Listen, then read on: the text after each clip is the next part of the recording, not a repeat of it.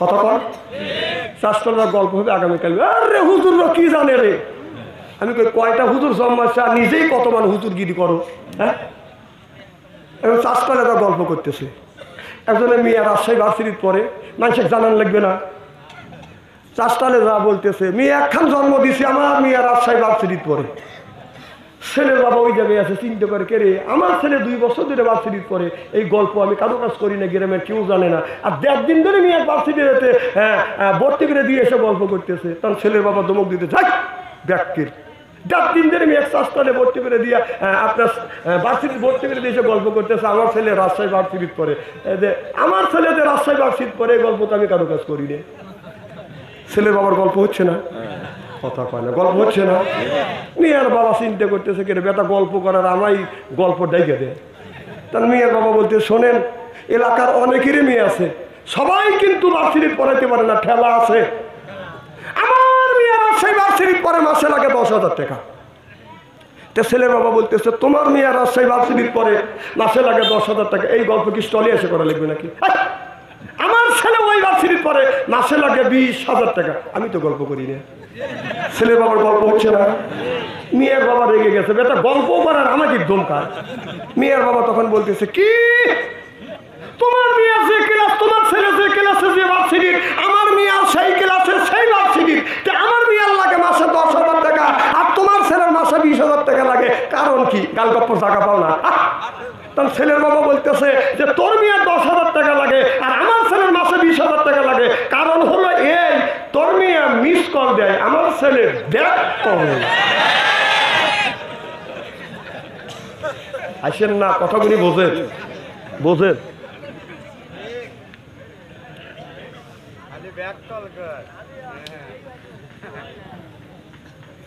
আমার মুসলমান ভাইরা, আল্লাহর হাবিবের উম্মতেরা,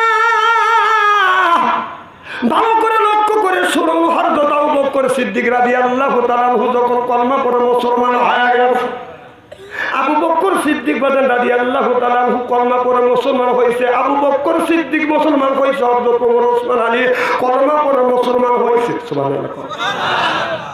আমার ভাইরা, আমার একটা দ্বীপ আছে, সেই দ্বীপের নাম জানি কি?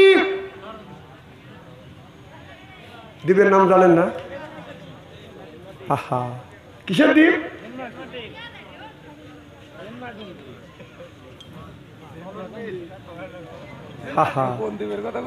না, একটা দ্বীপ আছে বিদেশে, দ্বীপটা আমি ভুলে গেলাম। মালদ্বীপ। মালদ্বীপ, এই মালদ্বীপ বাজানে রে, সমুদ্রের মাঝখানে বাজানে একটা দ্বীপ আছে, তার নাম হলো বাজার মালদ্বীপ। ওই জায়গা একটা কোরআনের হাফেজ একটা নৌকায় উঠছে, ওই নৌকাতে অনেক মানুষ বাজান আছে। মানুষ যখন আছে এই নৌকাটা নিয়ে যখন আপনার যখন সমুদ্রের মধ্যে বাজান চলে গেছে, সমুদ্রের মধ্যে যাওয়ার সাথে সাথে বাজান দেখা গেল বাজান কাল বৈশাখী বাজান ঝড় আসছে, এদিকে বাতাস উঠে আসছে, বড় বড় ঢেউ, নৌকা খালি এইরকম করে উঠতেছে আর নামতেছে। এমন সময় কিছু দূরে এইরকম করে নামতে আর উঠতে উঠতে এরকম করে নৌকাটা ডুবে গেছে। সব মানুষ বাজান সমুদ্রের মধ্যে মারা গেছে। একটা ছেলে 30 পারা কোরআনের হাফেজ, এই ছেলেটা আল্লাহর কাছে বলতেছে আল্লাহ আমার সিনার মধ্যে 30 পারা কোরআন রয়েছে, লা ইলাহা ইল্লা আনতা সুবহানাকা ইন্নী কুনতু মিনাল যালিমিন। কোন মানুষ যদি বিপদে পড়ে, বিপদের সময় যদি এই দোয়াটা পড়ে আর ওইটা যদি স্মরণ করে, আমার আল্লাহ বিপদ থেকে ওই মানুষটাকে হেফাজত করবে। চিল্লাপার আল্লাহু আকবার। বাজান রে, এবার ছেলেটা যখন সমুদ্রের মধ্যে এরকম করে ভাসতে ভাসতে হঠাৎ করে লক্ষ্য করে দেখে একটা জাহাজের নৌকার একটা তক্তা বাজান বেশে উঠছে। এই তক্তা ধরে ছেলেটা ভাসতে ভাসতে ভাসতে ভাসতে বাজান মালদ্বীপে বাজান উঠে পড়ল। মালদ্বীপে যখন উঠছে, ওই মালদ্বীপে একজন হিন্দু মহিলা বাজান আপনার গোসল করবার জন্য আসছে।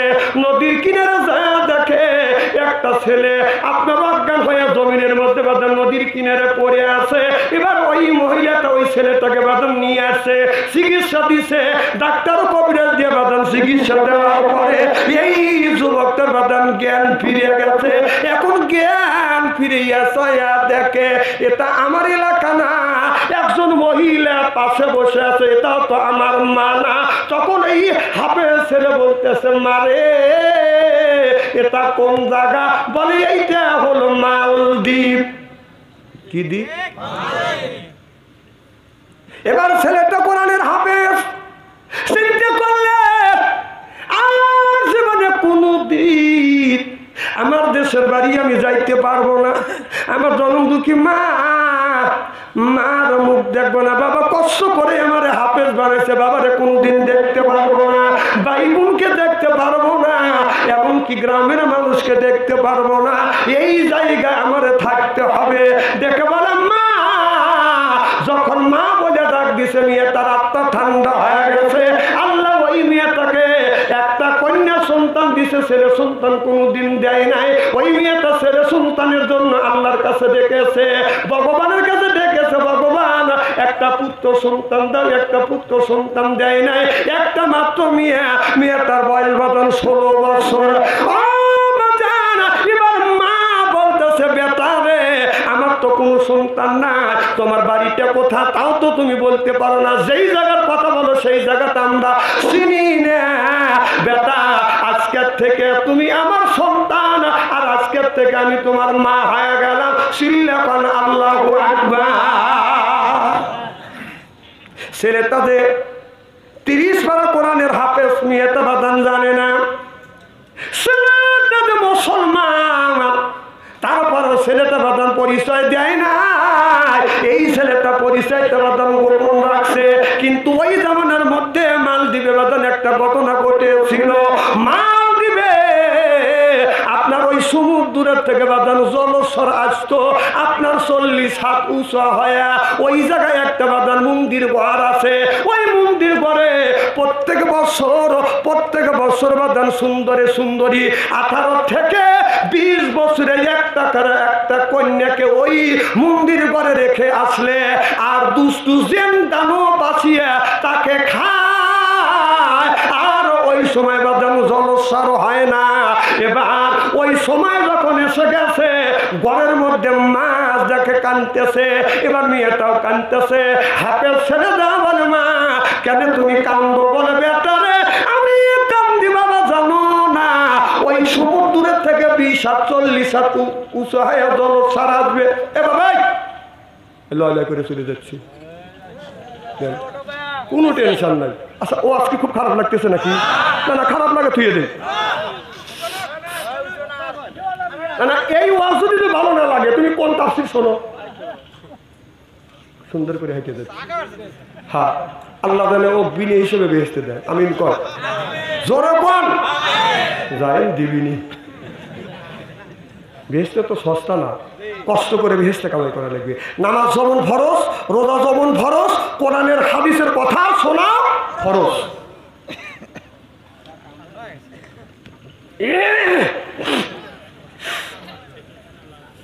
খুবই কি খারাপ দেখতেছে? মা খবর কর। এবার মা কান্দে। ছেলেটা বলে, মা কেন কান্দো? বলে, বাবা রে তোমার যে এই বোন আছে, আজকে এই সরকারের পক্ষ থেকে তোমার বোনকে নিয়ে যাবে। আর মালদ্বীপের পাশে বাদাম সমুদ্রের পাশে একটা কালী মন্দির আছে, ওই কালী মন্দিরে তোমার বোনকে রাখা হবে। দুষ্টু যে না দানো বাঁচিয়ে তোমার বোনকে খেয়ে ফেলবে, তাহলে এই মালদ্বীপের ভিতরে এরকম জলস্বর হবে না। ছেলেটা বলে, ও গো মা, আমি তোমার সন্তান, তোমাকে আমি একটা ভালো পরামর্শ দেব না। ও মা, আমার বোনকে আমার নানির বাড়ি পাঠিয়ে দেন, নানির বাড়ি পাঠিয়ে দেন। বলে, নানির বাড়ি পাঠালে কি অবস্থা হবে? সব ব্যবস্থা আমি করব। এবার মেয়েটাকে নানির বাড়ি পাঠাইছে।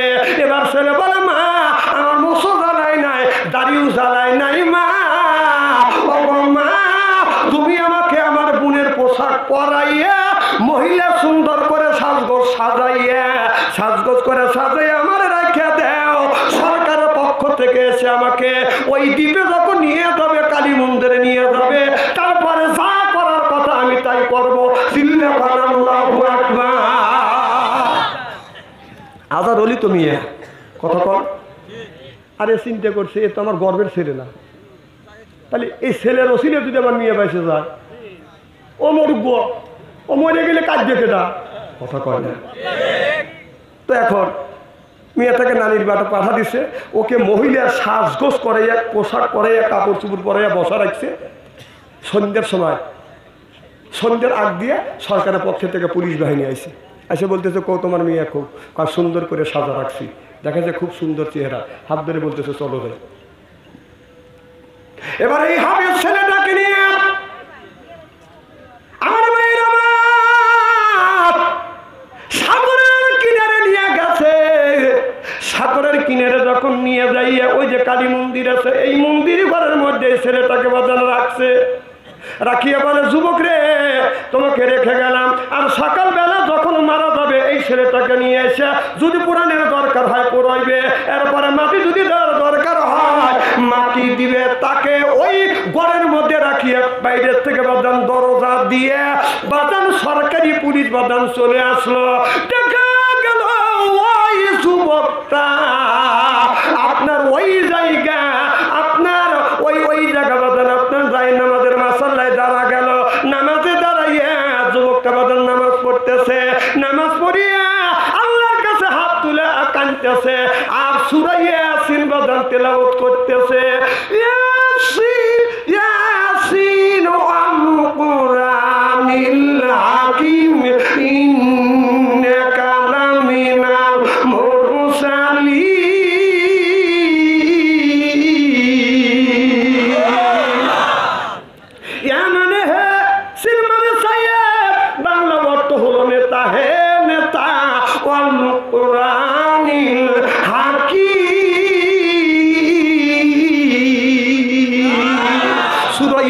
যখন বাদান পড়তেছে জলস্বর বাদান আসতেছে, কিন্তু সূরা ইয়াসিনের বরকতে জলস্বরকে বাদান ঠেকা দিছে, আর জলস্বরটা বাদান আসে নাই। এই যুবকটা লক্ষ্য করে দেখে জলস্বর বাদান যখন চলে গেছে, এই যুবকটা বাদান তাহাজ্জুদ নামাজ পড়িয়ে আল্লাহর কাছে সিজদা দিয়ে দিয়ে কাঁদতেছে, বলে আল্লাহ তুমি আমাকে এই মন্দিরের মধ্যে তুমি আমার বাঁচাইয়া, ও মাওলা একমাত্র আমার সিনার মধ্যে 30 পারা কোরআন রাখার কারণে চিল্লাইয়া মারহাবা। যুবকটা বাদান বসে বসে আল্লাহর ইবাদত করতেছে, জিকির আজকার করতেছে, কোরআন তেলাওয়াত করতেছে। জলস্বরকে আল্লাহ ওখান থেকে বাদান হটা দিয়েছে। সুবহানাল্লাহ। একজন হিন্দু মিয়া মুসলমান মিয়াদের সাথে পড়াশোনা এরকম করে করে না, কি করে না, পড়াশোনা করে, করতে করতে দেখা যাচ্ছে হিন্দুদের আদব আর মুসলমান মিয়াদের আদব এর মধ্যে পার্থক্য আছে না? আছে। এই মেয়েটা লক্ষ্য করে দেখে হিন্দু বান্ধবীরা যখন আপনার একটা জিনিস খাইতে শুরু করে বিসমিল্লাহ বলে খায়, কাজ যখন শুরু করে বাদান বিসমিল্লাহ বলে কাজটা শুরু করে। মেয়েটা মুসলমানের আদর্শ দেখে মনে মনে চিন্তা করলেন এই আদর্শই তো ভালো। হিন্দুদের মধ্যে মানুষ যদি মরিয়া যায়, মারা গেলে এই মানুষকে বাদান আপনার চন্দন কাঠ দিয়ে বাদান সুন্দর করে পোড়ায়, এরপরে বাদান বাতাস দূষিত হয়, ও বাদান ওই মানুষ বাদান কষ্ট পায়। আর মুসলমানের মানুষ যদি মারা যায় সুন্দর করে গোসল করাইয়া এরপরে কবরস্থানে বাদান কবরস্থ কইয়া রাখে, তারপরে বাদান সুখ আপনার দুর্গন্ধ বাদান বের হয় না, মাটির উর্বর শক্তি বাদান বেশি হয়। চিল্লা ঠিক কিনা? মেয়েটা মনে মনে চিন্তা করতে যে আল্লাহ যদি তুমি আমাকে জীবনে বাঁচা রাখো, আমি যদি বিয়ে করি